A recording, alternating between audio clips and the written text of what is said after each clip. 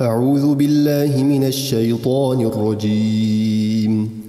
بسم الله الرحمن الرحيم.